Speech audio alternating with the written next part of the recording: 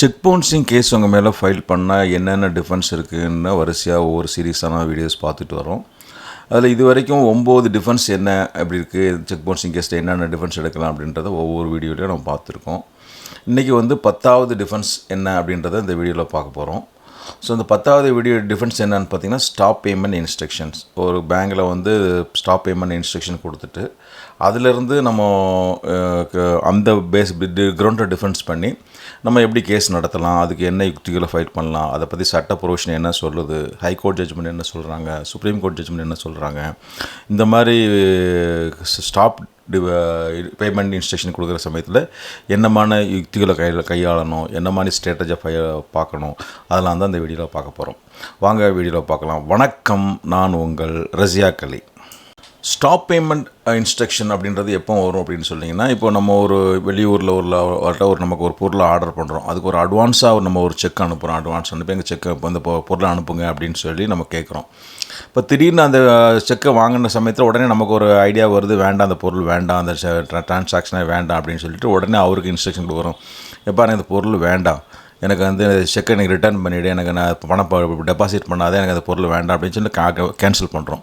இல்லை அதே மாதிரி வேறு ஏதாவது பர்பஸுக்காக ஏதோ ஒரு அட்வான்ஸாக கொடுக்குறோம், இல்லை அது டிரான்சாக்ஷன் நமக்கு தேவையில்லை, எனக்கு அது அந்த டிரான்சாக்ஷனே கேன்சல் பண்ணுறீங்க, இல்லை வேறு ஒரு சேல் அக்ரிமெண்ட்டுக்காக ஒரு அட்வான்ஸ் கொடுக்குறீங்க, இல்லை வேறு ஏதாவது ஒரு விஷயம் லோனுக்காக ஒரு ஏதாவது கொடுக்குறீங்க, இல்லை ஏதோ ஒருக்காக செக்கை கொடுக்குறீங்க, பட் அந்த டிரான்சாக்ஷனே வேண்டாம், நம்ம அப்படி கேன்சல் பண்ணிடலாம் அப்படின்ற மாதிரி நினச்சிக்கிட்டு இருக்கும்போது, அப்போ அவங்களுக்கும் அந்த இன்ஸ்ட்ரக்ஷனை கொடுத்துட்டு நம்ம பேங்க்குக்கும் ஸ்டாப் இன்ஸ்ட்ரக்ஷன் கொடுத்திங்கன்னா, அந்த மாதிரி சமயத்தில் நமக்கு இந்த மாதிரி லைபிலிட்டி எதுவும் இல்லை. இப்போ நம்ம கொடுக்க வேண்டிய காசு எதுவும் இல்லை, நான் அட்வான்ஸாக தான் கொடுத்தேன், நான் அந்த பொருளை கேன்சல் பண்ணிவிட்டேன், அந்த கான்ட்ராக்டை கேன்சல் பண்ணிவிட்டேன், எந்த புக்கிங்கை கேன்சல் பண்ணிவிட்டேன், அதனால் பணத்தை திருப்பி அனுப்ப சொன்னேன், செக்கை திருப்பி அனுப்ப சொன்னேன், போட வேணான்னு சொன்னேன் அப்படின்ட்டு அதுக்கு அந்த சமயத்தில் இப்போ பேங்க்குக்கும் நம்ம ஒரு இன்ஸ்ட்ரக்ஷன் கொடுத்து அந்த மாதிரி பண்ணும்போது அந்த டிஃபரன்ஸ் தான் இந்த stop payment instruction. So stop payment இன்ஸ்ட்ரக்ஷனாக ஏற்கனவே ஒருத்தருக்கு பணம் கொடுக்க வேண்டி இருக்குது, ஒரு கடன் வாங்கியிருக்கேன், கடனுக்காக செக்கை கொடுத்தீங்க, அதுக்கப்புறம் ஸ்டாப் பேமெண்ட் கொடுத்தீங்கன்னா அதெல்லாம் இந்த டிஃபென்ஸில் கவர் ஆகுமானா அது கவர் ஆகாது. இப்போ நம்ம லைபிலிட்டியும் இல்லை, ஒரு டிஸ்சார்ஜ் ஆஃப் லைபிலிட்டி இல்லை, ஒரு டெப்ட் இல்லை, நம்ம எதுவும் அவருக்கு பணம் கொடுக்க வேண்டிய தேவையில்லை. பட் அவர் செக்கை ஏதோ ஒரு காரணத்துக்காக செக்கை இஷ்யூ பண்ணிட்டோம், ஒரு புக்கிங்காக இஷ்யூ பண்ணிட்டோம், அதை கேன்சல் பண்ணிட்டோம், திருப்பி அவங்கள்ட்ட கேட்டுட்டு சைமல்டேனியஸாக நம்ம பேங்க்லேயும் இந்த மாதிரி ஒரு ஸ்டாப் பேமெண்ட் இன்ஸ்ட்ரக்ஷன் பண்ணி, அப்போ அந்த மாதிரி விஷயங்களில் இப்போ இந்த கேஸ் நடத்திங்கன்னா நம்ம அந்த ஸ்டாப் பேமெண்ட் இன்ஸ்ட்ரக்ஷனை வச்சு நம்ம கேஸ் ஜெயிக்கலாம். ஸோ செக்ஷனை பொறுத்த வரைக்கும் பார்த்தீங்கன்னா, செக் பவுன்சிங் கேஸ் செக்ஷன் 138 என்ன சொல்கிறாங்கன்னா, நீங்கள் செக்கு எதுக்காக இஷ்யூ பண்ணியிருக்கணும், ஒரு டெப்ட்டுக்காக, ஒரு லைபிலிட்டிக்காக, இல்லை ஏதோ ஒரு டிஸ்சார்ஜ் ஆஃப் லைபிலிட்டிக்காக கொடுத்தா தான் அது செக்கு செல்லுபடியாகும். இப்போ இந்த மாதிரி கேஸில் நம்ம புக்கிங் பண்ணுறோம், புக்கிங்கே கேன்சல் பண்ணுறோம், செக்கை திருப்பி கேட்குறோம், டிஃபென்ஸ் ஸ்டாப் பேமெண்ட் இன்ஸ்ட்ரக்ஷன் கொடுக்குறோன்னா அந்த மாதிரி சமயத்தில் அந்த செக்கை மிஸ்யூஸ் பண்ணி அவன் கேஸ் ஃபைல் பண்ணால் கூட அந்த கேஸ் 138 அட்ராக்ட் ஆகாது. அதுக்கு அந்த மாதிரி விஷயங்களை நம்ம என்னென்ன ஸ்ட்ராட்டஜி ஃபைல் பண்ணுன்றதை இந்த வீடியோவில் நம்ம பார்த்துட்டு இதை பற்றி ஒரு இன்ட்ரொடக்ஷன் சொல்லணும் அப்படின்னு சொல்லிங்கன்னா, cheque dishonour with stop payment remark is common.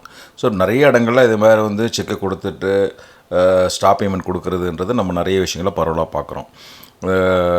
Question என்னென்னா, does it amount to offence under section 138 NI act. So இந்த மாதிரி ஸ்டாப் பேமெண்ட் கொடுத்துட்டு செக்கை பயன் சொல்லணும்னா அந்த மாதிரி கேஸ் அஃபென்ஸ் ஆகுமா ஆகாதா அப்படின்றத என்னென்னு பார்க்கணுன்னா, அதுக்குள்ள பதில் என்னென்னா, அந்த ஆன்சர் டிபெண்ட் அப்பான் சர்க்கம்ஸ்டன்சஸ். அந்த கோர்ட்டு தான் அதை முடிவு பண்ணணும், இது என்ன மாதிரி சமயத்தில் செல்லாது அப்படின்றத முடிவு பண்ணணும். ஸோ ஸ்ட்ரிக்ட்லி ஸ்பீக்கிங் இதுக்குன்னா சரியான ஆன்சர் டிபெண்ட்ஸ் அப்பான் தி சர்க்கம்ஸ்டன்சஸ். அது என்ன சர்க்கம்ஸ்டன்ஸில் இஷ்யூ பண்ணியிருக்காங்க, உண்மை லைபிலிட்டி இருக்கா இல்லையா, டெப்ட் இருக்கா, கடன் இருக்கா, கடனுக்கு இவங்க அக்யூஸ் கொடுக்க வேண்டி இருக்கா இல்லையா அப்படின்றத பொறுத்து தான் இந்த விஷயம் அமையும். ஸோ கேஸ் டு கேஸ் இது மாறும். மியராக சும்மா ஸ்டாப் பேமெண்ட் கொடுத்துட்டோம் அப்படின்றதுக்காகவே செக் பவுன்சிங் லைபிலிட்டி கிடையாது அப்படின்னு சொல்ல முடியுமான்னா சொல்ல முடியாது. உங்களுக்கு லைபிலிட்டி இருக்கா, பணம் கொடுக்க வேண்டிய லைபிலிட்டி இருக்கா, டெப்ட் இருக்கா, டிஸ்சார்ஜ் பண்ணுறதுக்காக செக் இஷ்யூ பண்ணுறதா இல்லையான்றதெல்லாம் கோர்ட் டிசைட் பண்ணி தான் ஒரு முடிவுக்கு வருவாங்க. இந்த ஸ்டாப் பேமெண்ட் டிஃபென்ஸை பொறுத்த வரைக்கும் கீ பிரின்சிபல் என்ன அப்படின்னு பார்த்தீங்கன்னா, stop payment cases can attract 138 if check issued towards a legally enforceable debt. So உங்களுக்கு கடன் கொடுக்க வேண்டிய லைபிலிட்டிக்காகவோ ஒரு டிஸ்சார்ஜ் ஆஃப் ஒரு டெப்ட்டுக்காகவோ டிஸ்சார்ஜ் ஆஃப் லைபிலிட்டிக்காகவோ செக்கை கொடுத்து நீங்கள் ஸ்டாப் பேமெண்ட் கொடுத்தீங்கன்னா அப்போ அந்த சமயத்தில் 138 அஃபென்ஸ் வரும், அதுக்கு பனிஷ்மெண்ட் வரும், அது செக்ஷன் 138 அட்ராக்ட் ஆகும். ஆனால் however the accused can defend if no legally enforceable debt existed or for a valid reason. அதாவது வேறு ஏதாவது வேலிட் ரீசன் இருக்குது, இல்லை நான் வந்து எந்த மாதிரி பணம் கொடுக்க வேண்டிய அவசியம் இல்லை. இப்போ உதாரணத்துக்கு நீங்கள் ஒரு பொருளுக்காக செக்கை இஷ்யூ பண்ணுறீங்க, அதை பேஸ் பண்ணி அவங்க வந்து எனக்கு வந்து பணம் கொடுங்கன்னு சொல்கிறாங்க. அந்த சமயத்தில் பொருள் சரியில்லை, பொருள் டிஃபெக்டிவ் பொருளாக இருக்குது, ஒரு சரியான இது இல்லை. ஸோ அதனால் டக்கார்னு சொல்லி நான் இந்த கான்ட்ராக்டை கேன்சல் பண்ணுறேன், நான் வந்து இந்த பொருளை ரிட்டர்ன் பண்ணுறேன், இது நீ சொன்னி நான் கேட்ட பொருளை நீ அனுப்பல, நீ வேறு ஏதோ பொருள் அனுப்பிச்சிட்ட, இல்லை நான் கேட்ட பொருளை நீ வேறு இன்ஃபீரியர் குவாலிட்டி அனுப்பிச்சிட்ட, டிஃபெக்டிவ் பொருள் அனுப்பிச்சிட்ட, தவறான பொருள் அனுப்பிச்சிட்ட, அதனால் அந்த கான்ட்ராக்டை கேன்சல் பண்ண, உன் பொருளை எடுத்துக்கோ, உன் பொருள் தேவையில்லை, எனக்கு பணத்தை திருப்பி கூட, அதனால் நான் ஸ்டே பேமெண்ட் பண்ணுறேன் அப்படின்னு சொன்னிங்கன்னா அப்போ அது வந்து வேலிட் ரீசனாக கருதப்படும். ஸோ இப்போ ஒரு பொருளை புக் பண்ணுறோம், நம்ம ஒரு இங்கேருந்து நம்ம வந்து ஒரு பொருளை உதாரணத்துக்கு இங்கேருந்து நீங்கள் வந்து ஒரு பொருள் ஏவை புக் பண்ணுறீங்க, ஆனால் அவங்க பார்சலில் பொருள் ஏ அனுப்பலாம், பொருள் பி அனுப்புகிறாங்க. ஸோ இந்த கட்டத்தில் செக் இங்கேருந்து அங்கே போயிடுது. அப்போ திறந்து பார்த்தா பொருள் வேறு பொருள் இருக்குது. அப்போ என்ன பண்ணலாம், அப்போ நீங்கள் இந்த ஸ்டாப் பேமெண்ட் இன்ஸ்ட்ரக்ஷன் கொடுத்துட்டு நாங்கள் அவங்களுக்கும் ஒரு இன்ஸ்ட்ரக்ஷன் கொடுத்து இந்த பொருளை நீங்கள் மாற்றி அனுப்பிச்சிருக்கப்பா, நான் கேட்ட பொருள் அனுப்பலை, இல்லை நீ கொடுத்த பொருள் சரியில்லை, டிஃபெக்டிவாக இருக்குது, அதனால் ரிட்டன் எடுத்துக்கோ அப்படின்ற மாதிரி சொல்லி வேலை டிஃபென்ஸ் எடுக்கும்போது அப்பவும் இந்த வந்து 138 அட்ராக்ட் ஆகாது. ஸோ ஸ்டாப் பேமெண்ட்டு வந்து நீ கொடுத்து மியராக ஸ்டாப் பேமெண்ட் கொடுத்தோன்றதுக்காக மட்டுமே நீங்கள் வந்து கேஸ்லேருந்து எஸ்கேப் ஆக முடியாது. அது வேலிட் ரீசனாக இருக்கணும், அல்லது என் லைபிலிட்டியோ அல்லது டெப்ட்டோ இருக்கக்கூடாது. இந்த செக்கு வந்து உங்களுக்கு பணம் அவங்களுக்கு கொடுக்கணுன்ற ஒரு கடமை இல்லாத சமயத்தில் ஸ்டாப் பேமெண்ட் கொடுத்து கேஸ் தொடர்த்திங்கன்னா அதில் ஜெயிக்கிறதுக்கு வாய்ப்பு இருக்குது. இந்த ஸ்டாப் பேமெண்ட் இன்ஸ்ட்ரக்ஷனை பற்றி சுப்ரீம் கோர்ட் ஜட்ஜ்மெண்ட் என்ன சொல்கிறாங்க அப்படின்னு பார்த்தீங்கன்னா, எம்எம்டிசி லிமிடெட் வெர்சஸ் மெட்சி கெமிக்கல்ஸ் இந்த கேஸில் 2002 சுப்ரீம் கோர்ட் ஜட்ஜ்மெண்ட் கொடுத்துருக்காங்க. அதில் என்ன சொல்லியிருக்காங்கன்னா, stop payment attract section 138 if cheque issued for dept. So ஒரு செக்கு வந்து ஒரு கடனுக்காகவோ ஒரு லைபிலிட்டிக்காகவோ கொடுத்தா ஸ்டாப் பேமெண்ட் கொடுத்தாலும் 138 அட்ராக்ட் ஆகும். ஸோ அந்த மாதிரி டெப்ட் இல்லை, அந்த மாதிரி ஸ்டாப் பேமெண்ட் நீ கொடுக்குற செக்குக்கு எந்த மாதிரி டெப்ட் இல்லை, லைபிலிட்டி இல்லை அப்படின்ற மாதிரி ஒரு சர்க்கம்ஸ்டன்ஸ் இருந்ததுன்னா அப்போ வந்து இந்த ஸ்டாப் பேமெண்ட் இன்ஸ்ட்ரக்ஷனை வச்சு இந்த 138 அட்ராக்ட் ஆகாதுன்றதை எஸ்டாப்ளிஷ் பண்ணலாம். ரெண்டாவது கேஸில் பார்த்திங்கன்னா, Coplast private limited versus Chico Ursula D'Souza, இது 2003 வந்த சுப்ரீம் கோர்ட் ஜட்ஜ்மெண்ட்டு. இந்த ஜட்ஜ்மெண்ட்டில் என்ன சொல்லியிருக்காங்க அப்படின்னு பார்த்தீங்கன்னா, even stop payment cheques covered under section 138 act அப்படின்ற மாதிரி சொல்லியிருக்காங்க. ஸோ ஸ்டாப் பேமெண்ட் கொடுத்தாலும் அதுக்கு 138 லைபிலிட்டி வரும் அப்படின்றாங்க. எந்த மாதிரி சமயத்தில்னா அந்த லைபிலிட்டி இருக்குது, டெப்ட்டு டிஸ்சார்ஜ் பண்ணுறதுக்காக தான் கொடுக்கப்பட்டிருக்கு அப்படின்ற மாதிரி சமயத்தில் இந்த கேஸ் வரும் அப்படின்ற மாதிரி சொல்லியிருக்காங்க. மூணாவது ஒரு கேஸ் பார்த்தீங்கன்னா, Laxmi Dyechem versus state of Gujarat, இது 2012 அந்த சுப்ரீம் கோர்ட்டில் என்ன சொல்லியிருக்காங்கன்னா, stop payment instruction does not absolve liability if டெப்ட் எக்ஸிஸ்ட். ஸோ கடன் கொடுக்க வேண்டிய கட்டாயம் இருக்குது, லைபிலிட்டி இருக்குது அப்படின்ற பட்சத்தில் ஸ்டாப் பேமெண்ட் இன்ஸ்ட்ரக்ஷன் மட்டும் கொடுத்தா அதிலிருந்து அது கொடுத்ததுக்காக மட்டுமே வந்து இந்த கேஸ்லேருந்து வெளியே போக முடியுமா அப்படின்னு கேட்டால் வெளியே போக முடியாது அப்படின்ற மாதிரி இந்த ஜட்ஜ்மெண்ட்டில் சொல்லியிருக்காங்க. இந்த ஸ்டாப் பேமெண்ட் இன்ஸ்ட்ரக்ஷனை பற்றி ஹைகோர்ட் ஜட்ஜ்மெண்ட் என்ன இருக்குது அப்படின்னு பார்த்தீங்கன்னா, டெல்லி ஹைகோர்ட் என்ன சொல்லியிருக்காங்கன்னா, stop payment valid defence if cheque issued under கோயர்ஷன்.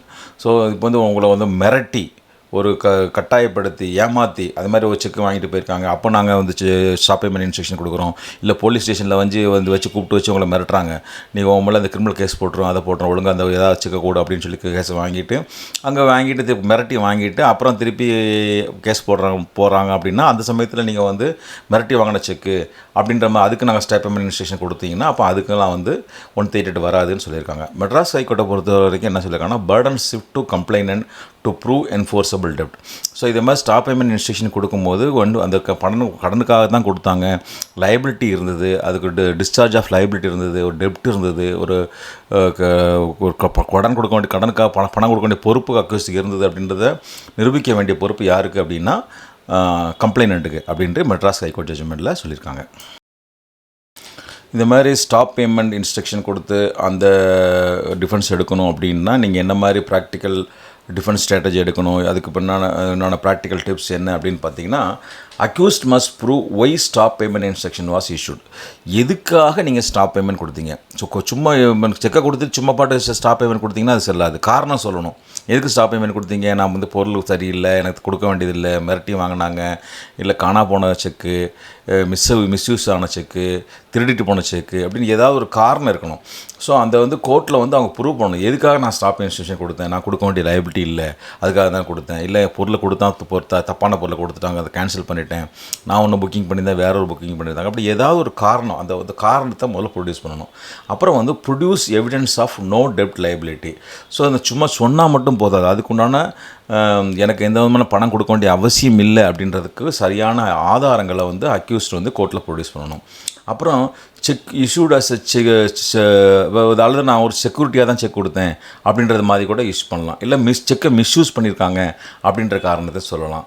அப்படின்ற காலத்தையும் அதுக்குண்டான ப்ரூஃபையும் கொள்ளலாம். Dispute about goods or services. நான் ஏற்கனவே சொன்ன மாதிரி நான் கேட்ட இப்போ நமக்கு ஒரு செக்கை கொடுக்குறோம், அவங்க நம்ம ஒரு பொருளை கேட்குறோம், அந்த பொருள் தரல, அல்லது பொருளை தந்தார் அது டிஃபெக்டிவாக இருக்குது, அல்லது வேறு ஒரு பொருளை கொடுத்துட்டாரு, இல்லை நம்ம ஒரு சர்வீஸ்க்காக கொடுக்குறோம், நம்ம பண்ணி கொடுங்க, எனக்கு பையனுக்கு ஒரு ஆப்ரேஷன் பண்ணி கொடுங்க, இல்லை பையனுக்கு ஒரு எஜுகேஷன் கோர்ஸ் எடுக்கிறீங்க, அதை கோர்ஸ் முடிச்சு டியூஷன் அடிச்சு கொடுங்க, இல்லை ஒரு கோர்ஸ் கம்ப்ளீட் பண்ணி கொடுங்க, இல்லை ஒரு அட்வொகேட்டாக என்கேஜ் பண்ணி ஒரு கேஸை முடிச்சு கொடுங்க அப்படின்ற மாதிரி சொல்கிறீங்க. அப்போ அந்த சர்வீஸை அவங்க முடிக்கல, அது குட்ஸு ஃப்ரீயாக தரல, அந்த மாதிரி வயலேஷன் டிஸ்பியூட்டை போட்டுருக்குன்னா அதனால நான் கேன்சல் பண்ணுன்ற மாதிரி சொல்லலாம். மொத்தம் வரைக்கும் இதெல்லாம் என்ன பண்ணால் strong cross examination on existence of dates.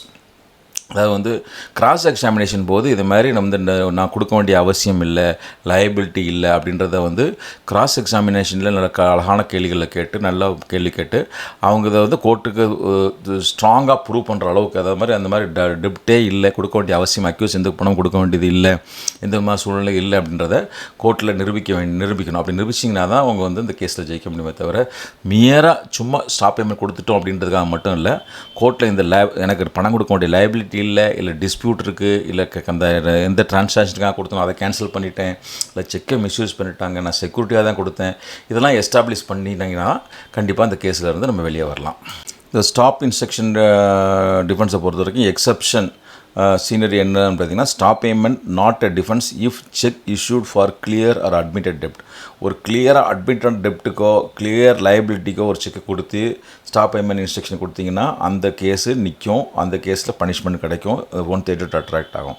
Stop payment valid defence if check was for security or advance are under fraud. ஒரு அட்வான்ஸ்க்காக கொடுத்தேன், நீங்கள் எனக்கு அது வேலையை பண்ணி கொடுங்க, இப்போ கொடுக்குறேன், வேலையை முடிச்ச பிறகு நீங்கள் செக் போட்டு எடுத்துக்கோங்க, அது மாதிரி செக்யூரிட்டியாக கொடுக்குறீங்க. இப்போ நம்ம இன்றைக்கி எனக்கு இந்த ஒரு டாக்டர்கிட்ட போய் போகிறீங்க, எங்களுக்கு இந்த ஆப்ரேஷன் பண்ணி கொடுங்க, இந்த ஆப்ரேஷனுக்காக அது அட்வான்ஸாக இந்த செக்யூரிட்டி கொடுக்குற இந்த செக்கை தரேன், இல்லை ட்ரீட்மெண்ட்டுக்கு ஃபுல்லாக இதுக்காக பண்ணி முடிச்சுட்டு நீங்கள் போட்டு எடுத்துங்க அப்படின்னு செக்யூரிட்டியாக கொடுக்கும்போது அவங்க அந்த ட்ரீட்மெண்ட்டே கொடுக்காமல் எந்த இதுவும் கம்ப்ளீட் பண்ணாமல் பண்ணாங்கன்னா அப்போ அந்த செக்யூரிட்டியாக கொடுத்த செக்குன்னு சொல்லலாம். நம்ம அட்வான்ஸாக இப்போ நான் ஒன்று புக் பண்ணுறேன், இன்றைக்கி ஒரு அட்வான்ஸாக புக் பண்ணுறேன், பட் உடனே அட்வான்ஸ் புக் பண்ணிவிட்டு இந்த பொருள் வேண்டாம் கேன்சல் பண்ணிட்டீங்க அப்படின்னும் போது அப்பவும் ஸ்டாப் இன்ஸ்ட்ரக்ஷன் கொடுக்கலாம். அப்புறம் ஃப்ராடு, ஏமாத்துறாங்க, பயமுறுத்தி வாங்குறாங்க, மிரட்டி வாங்குறாங்க, ஸ்டேஷனில் வச்சு அடித்து வாங்குறாங்க, இல்லை வேறு ஏதாவது வீட்டில் வந்து கத்தியை காய்ச்சி மிரட்டி வாங்கிட்டாங்க, அந்த மாதிரி சமயத்தில் கூட ஸ்டாப் இன்ஸ்ட்ரக்ஷன் கொடுத்து பண்ணிங்கன்னா அதுவும் ஒரு வேலிட் டிஃபென்ஸு. அதிலிருந்து செக் 132 கேஸில் அட்ராக்ட் ஆகாது, அதிலிருந்து நம்ம வெளியே வந்துடலாம். ஸோ இந்த வீடியோ நம்ம எப்படி கன்க்ளூட் பண்ணலாம்னா, stop payment alone is not a defence, accused must prove no enforceable டெப்ட். ஸோ வந்து ஸ்டாப் பேமெண்ட் கொடுத்துட்டோம் அப்படின்ற ஒரே காரணத்துக்காகவே கேஸ்லேருந்து வெளியே வந்துடலாம், 132 அட்ராக்ட் ஆகாது, 132 கேஸு மெயின்டெனபிள் ஆகாது அப்படின்னு சொல்ல முடியாது. அக்யூஸ்ட் வந்து என்ஃபோர்ஸபிள் டெப்ட் இல்லை அப்படின்றத கண்டிப்பாக ப்ரூவ் பண்ணணும், அப்போ தான் இந்த கேஸ்லேருந்து வெளியே வர முடியும். ஸோ நெக்ஸ்ட் வீடியோ நம்ம என்ன பண்ண போகிறோம்னா, cheque issued as security defence அப்படின்றத என்னன்றதை பார்ப்போம். அது டீட்டெயிலாக அடுத்த வீடியோவில் நம்ம என்னன்றதை பார்ப்போம். வழக்கமாக சொல்கிற டிஸ்க்ளைமர் தான், இது ஒரு எஜுகேஷனல் பர்பஸ்க்காக போடுறோம். இந்த ஜட்ஜ்மெண்ட்டையும் பாருங்கள், இதை தவிர மற்ற ஜட்ஜ்மெண்ட்ஸ் என்னன்றதுக்கையும் இது பாருங்கள், புக்ஸை படிங்க, உங்கள் அட்வொகேட்டை டிஸ்கஸ் பண்ணுங்கள், டீட்டெயிலாக டிஸ்கஸ் பண்ணி ஒர்க் அவுட் பண்ணி உங்கள் கேஸை நடத்தி ஜெயிக்கிறதுக்கு முயற்சி பண்ணுங்கள். சட்ட ஆலோசனை தரேன். அடுத்த ஒரு டாப்பிக்கோட உங்களை சந்திக்கிறேன். அதுவரை உங்களிடமிருந்து விடை வருவது உங்களில் ஒருவன், ரசியா கலி. நன்றி, வணக்கம்.